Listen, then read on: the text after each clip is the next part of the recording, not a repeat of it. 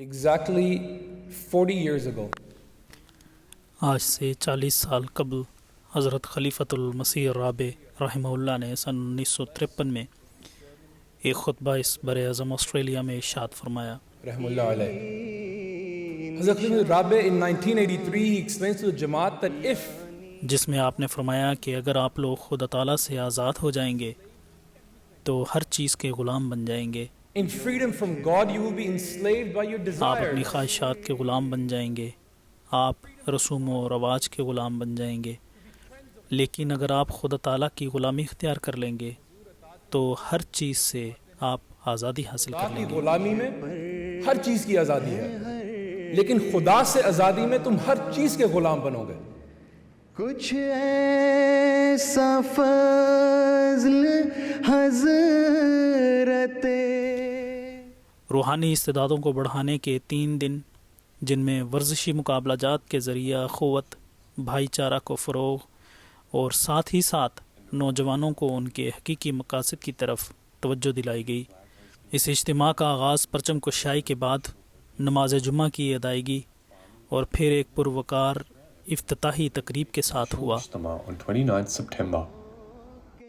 اشہد ان لا الہ الا اللہ وحدہ لا شریک لہ واشہد ان محمدا عبدہ ورسولہ. Over 700 Khuddam and 700 سے زائد کی تعداد میں نوجوان، خدام اور اطفال نے اس اجتماع میں شرکت کی جو دور دراز کے علاقوں سے سفر کر کے اس اجتماع میں رونق افروز ہوئے. جہاں کو جھکا دیا دیکھو خدا نے ایک. With this, I would like to welcome all of ایک you. بار پھر ان نوجوانوں کی مقابلہ جات میں پرجوش شرکت اور 5 ریجنز کی ایک دوسرے پر سبقت کی مسابقت نے ماحول کو گرما دیا.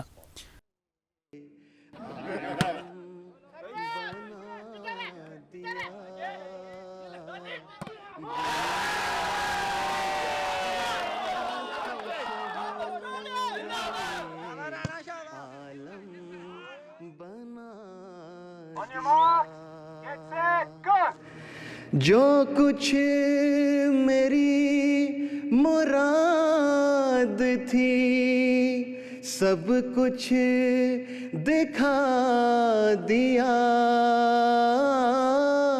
جو کچھ میری مراد. I think what you're doing ہم تمام لوگ اس ملک کے رہنے والے ہیں، ہم لوگ اس ملک کا حصہ ہیں. میرے خیال میں آپ لوگ آسٹریلیا کے لوگوں کے لیے بہت بڑا کام کر رہے ہیں، اور وہ یہ ہے کہ آپ اگلی نسل کو بھائی چارہ، عزت و احترام اور یہ چیز سکھا رہے ہیں کہ آپ کی فیملی صرف آپ کے والدین، بہن بھائی وغیرہ ہی نہیں بلکہ آپ کا معاشرہ بھی آپ کی فیملی ہی کی طرح ہوتا ہے. لہٰذا اس طرح آپ ایک بہت ہی عظیم کام کر رہے ہیں.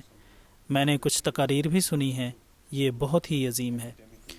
Khuddam and Atfal participated fiercely. ناظرین، علمی مقابلہ جات میں بھی خدام اور اطفال نے ایک دوسرے سے آگے بڑھنے میں خوب حصہ لیا. امسال مقابلہ جات کے علاوہ سوال و جواب کی مجالس اور دوسرے تربیتی پروگرام بھی اجتماع کا حصہ تھے. سب سے اہم بات اس اجتماع کی یہ تھی کہ اس سال مکرم و محترم نیشنل امیر و مشنری انچارج صاحب آسٹریلیا بھی یہاں موجود رہے اور خدام اور اطفال کے ساتھ مجالس سوال و جواب کو رونق بخشی.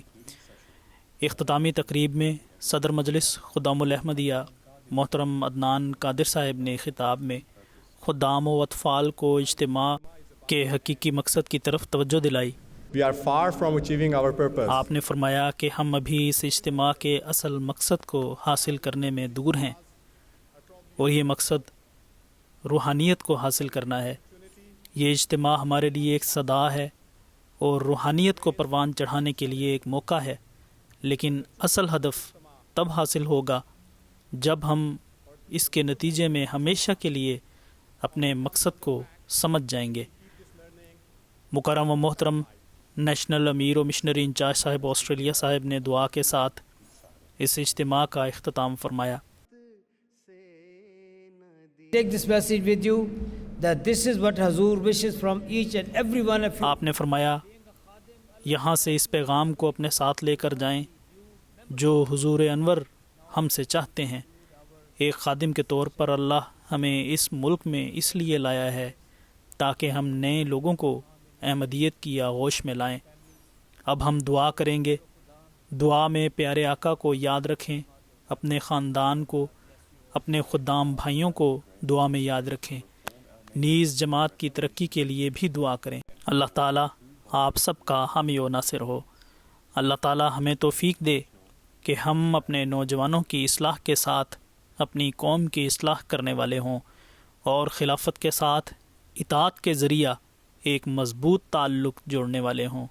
آمین۔ MTA international, Australia studios.